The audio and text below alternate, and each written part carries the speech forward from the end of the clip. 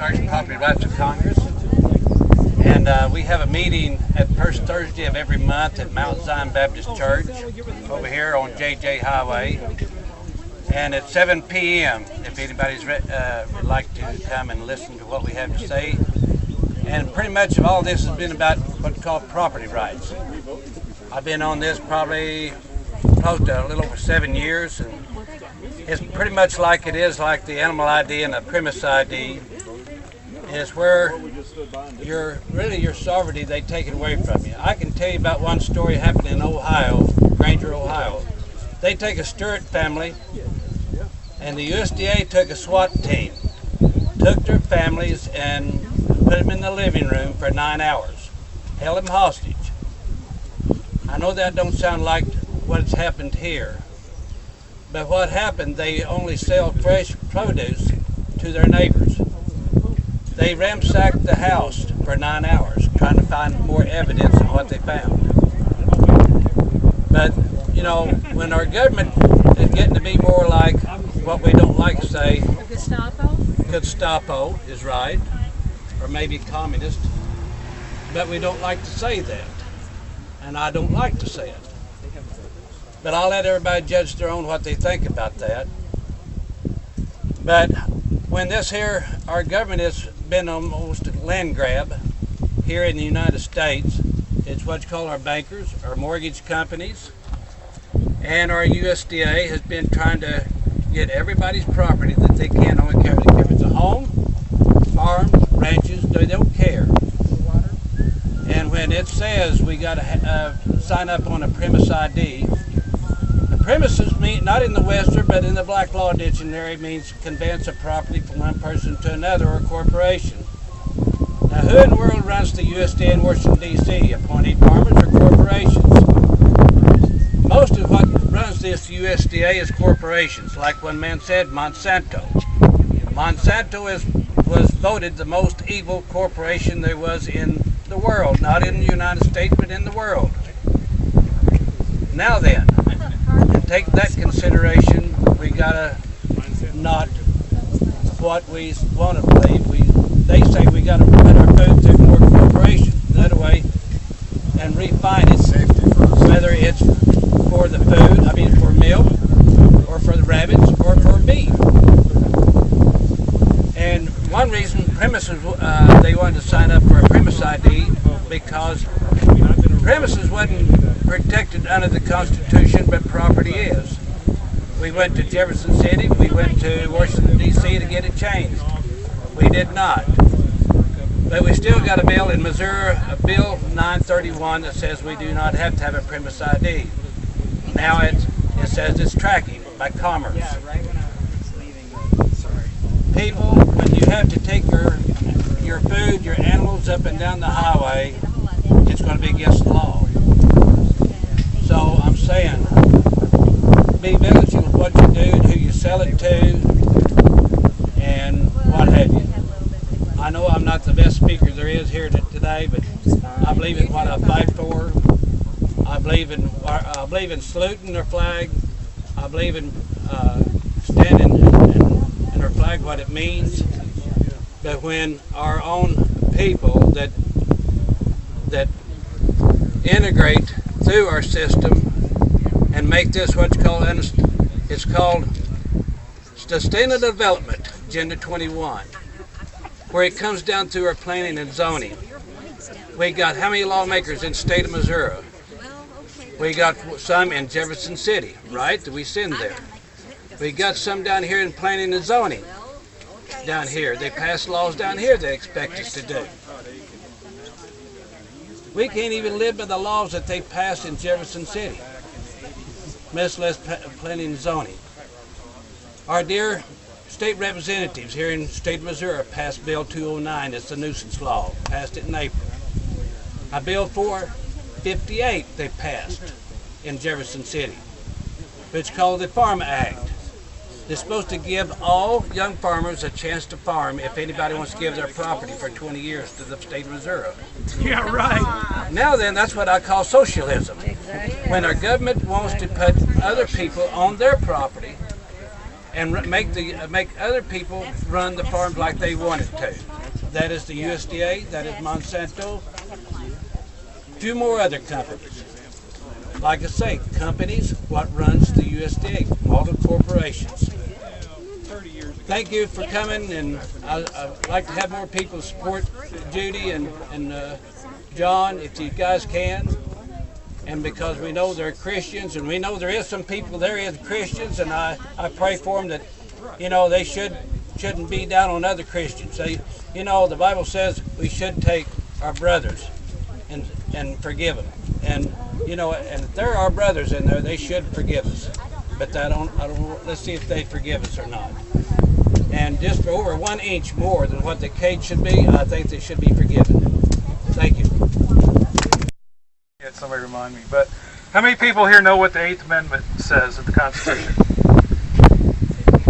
It basically says that it's against the law of the Constitution of the United States to do excessive fines. That's what's relevant to us today.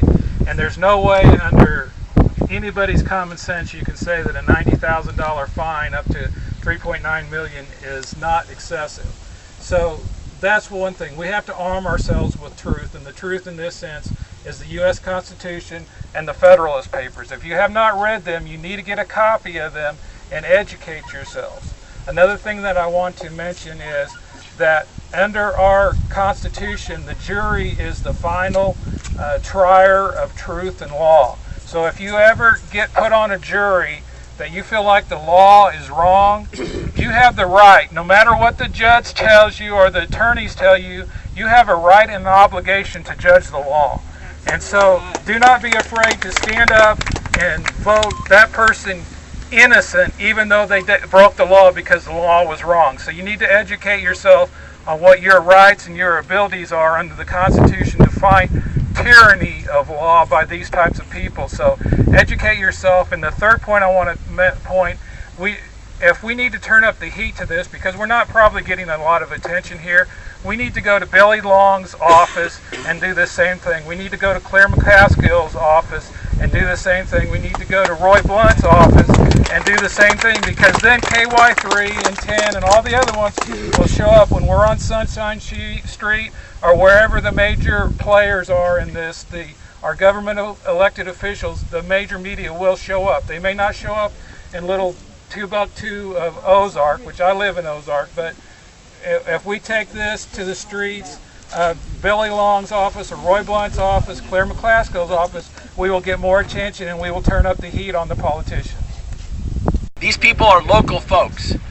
Anybody that's in your local area that's producing something that you can use, buy from them. Don't buy from the people like the Monsantos and the people that these people are putting into the monopoly on our on all the things we need. Food, most certainly, but all others. Try to buy local. Try to support people that are buying growing rabbits locally. Get your meat from people like that. Buy from people like Steve over here who has milk. Buy from the other folks here that have a product that you can use. That takes the monetary support out of the hands of these guys and puts it back in our hands. The other thing is, be aware that the local health department, who works hand and fist with these people, is trying to run all raw milk out of your county. Now, lots of people might be happy with that, but a few aren't, I'm sure. And if you want the freedom to choose what you eat, you're going to have to stand up against the USDA and the health department and stores like Walmart and Monsanto by saying my dollars, my business, my friendships will all be local. They won't be national. They won't be international. Do business with your neighbors.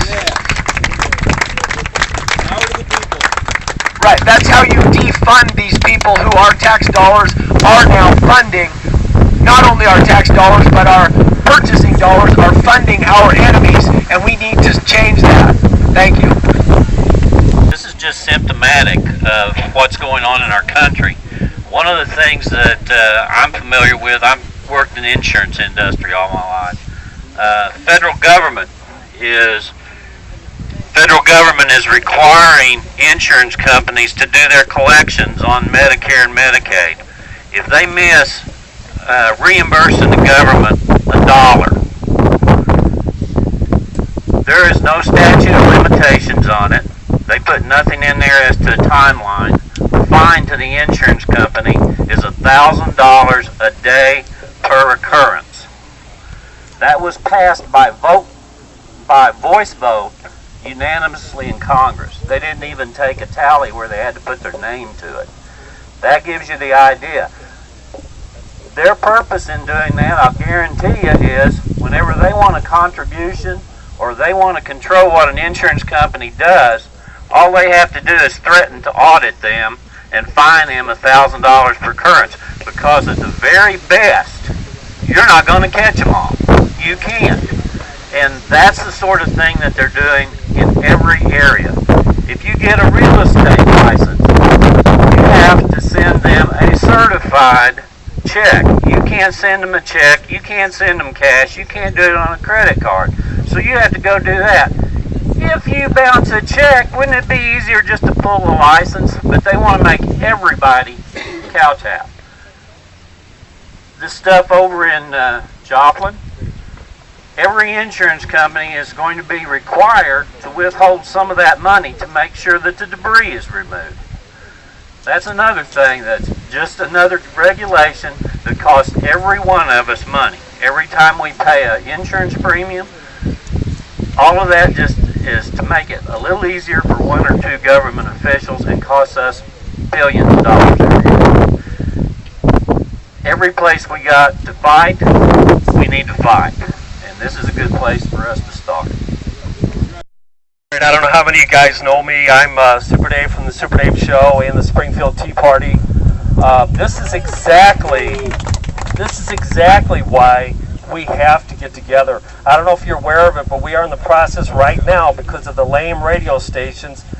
We have a radio station we're actually in the process of buying right now, that we will be able to promote this kind of stuff, because the local stations just don't do it.